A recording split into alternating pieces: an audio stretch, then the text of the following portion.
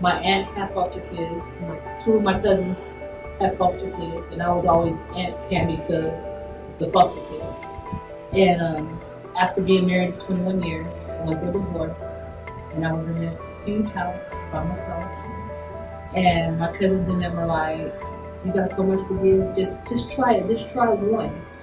So I signed up, went through the training and everything, and I was like, "Okay, I'm just gonna put all my love into one kid." And they had an opening for a sibling set of 5. And they were like, "You have the room. Just try it. Just try it." So my first set, I got a sibling set of 5.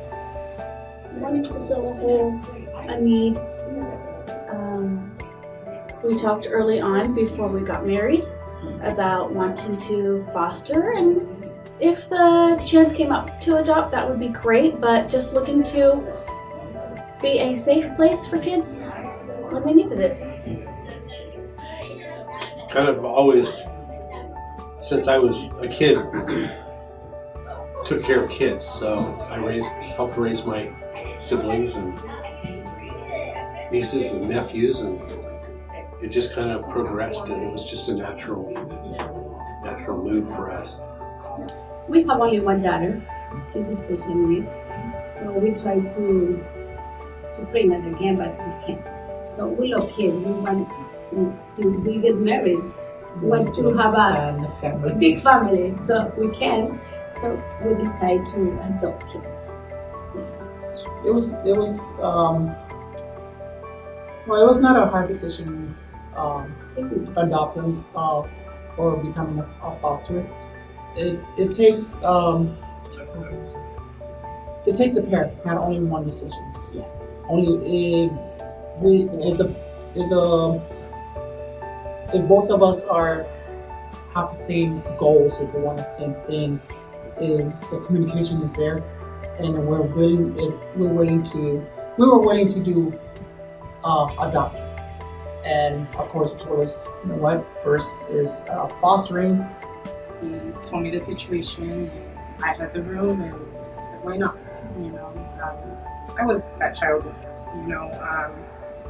so I thought I'd give it a shot. I was like, "Oh, I could do this," She's a teenager, so it was gonna be totally different, We didn't know anybody who had fostered to adopt. Well, there was a friend, a distant friend or acquaintance, and she was like, "Well, you should just do it." And I was like, "Oh, well, I don't know. We don't know anybody else who's done this. We're not sure of the process even. How do you even do this?" And so we actually, we were looking at all different, things like whether private adoption or, and then foster care. And so we were like, well, let's go to an orientation. And we actually went to a county orientation because we were trying to do county. That's what our friend had done.